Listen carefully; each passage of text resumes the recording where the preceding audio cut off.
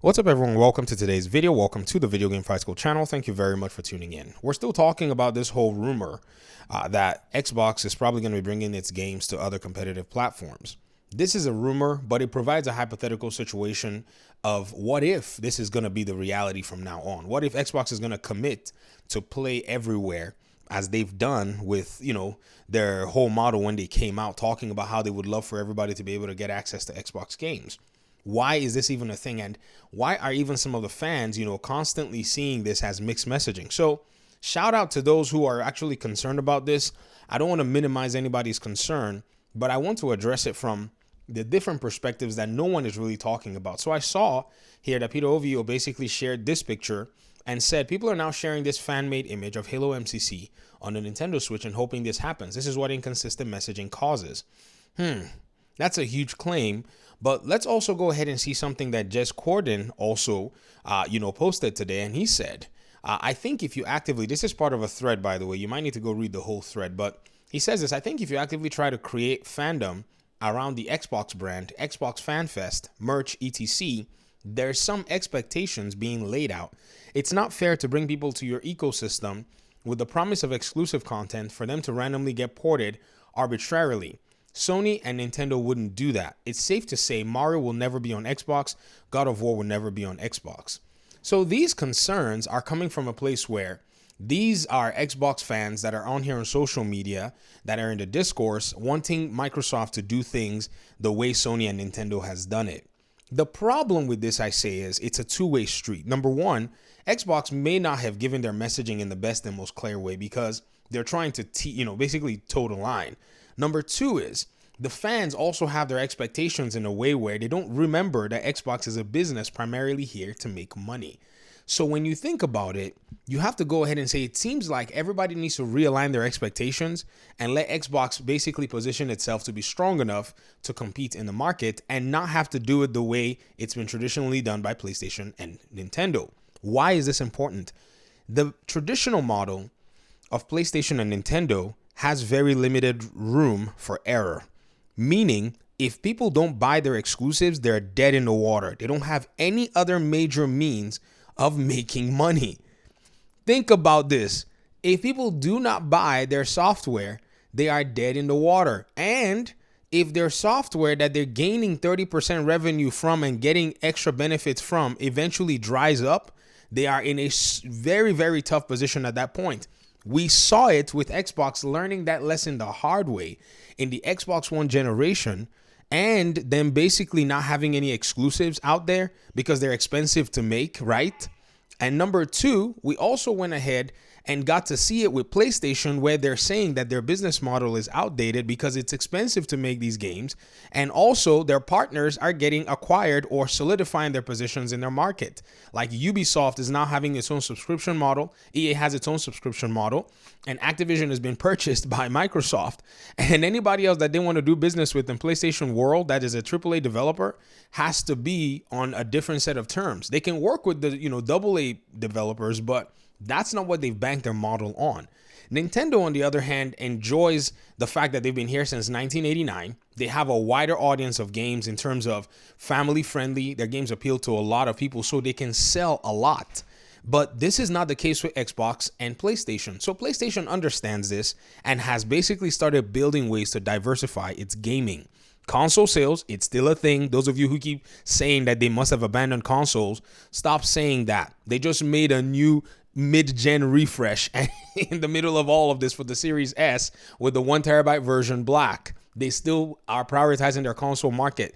Their consoles sell well. It may not be selling 1 zillion, in terms of numbers like PlayStation. They still do well enough to continue to drive their business forward. They have their subscription service called Game Pass.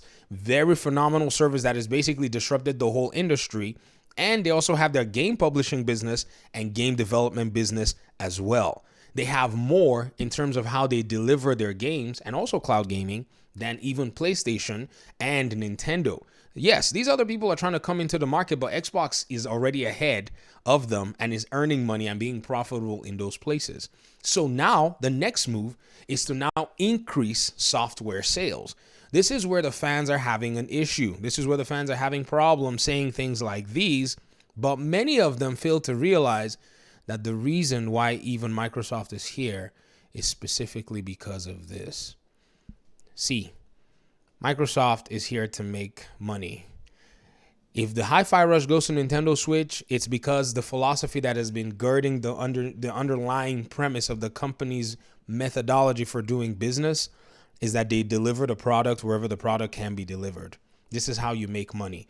PlayStation put themselves in a box. In fact, if you even wanted to go back and say all things being equal, it is the exact same reason that PlayStation has a PC publishing arm.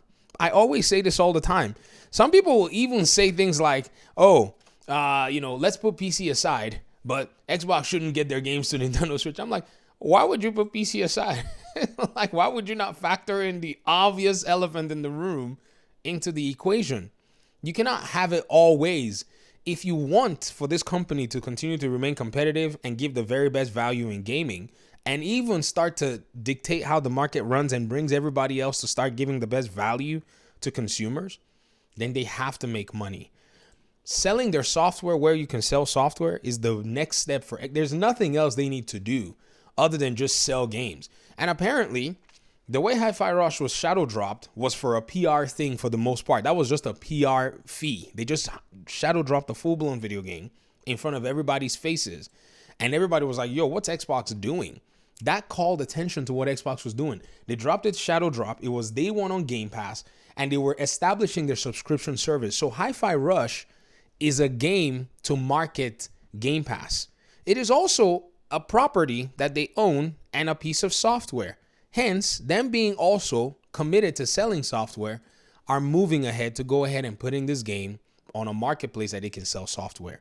So even though more Xbox games continue to go to anywhere else, including PlayStation, and the reason I said more is because there are already some Xbox games on PlayStation. You see, people need to calm down about this. And I understand they make it sound like it's an arbitrary port. No, it's a money-making move to be able to make the company earn, in terms of more for their revenue. So I don't necessarily think a lot of folk are seeing it, from a broader context and are giving, in my opinion, what I think is a fair shake to assessing the whole scenario. Because if you did that, you'll realize that this whole conversation basically neglects the fact that at the end of the day, these companies are here to make money. They're not here to, to play around and make you feel good and make you feel warm in the heart. PlayStation did that. They did that, and they basically ran with it for the longest time. And they were basically playing games. They were using third-party publishing games to pad up this, it's the best place to play. But now that there's PC, now that there's mobile, and these companies are able to look elsewhere, PlayStation doesn't seem to have that hold on them anymore. So they can basically make their games wherever it is they want to make it and still be successful. Baldur's Gate 3 was already successful before it launched on PlayStation. Remember, it launched on PC first before it touched PlayStation. And that is independent of having to do all of this exclusivity nonsense that PlayStation has been doing with third-party publishers. And then eventually it came on Xbox later down the year and basically sold better and performed better on Xbox.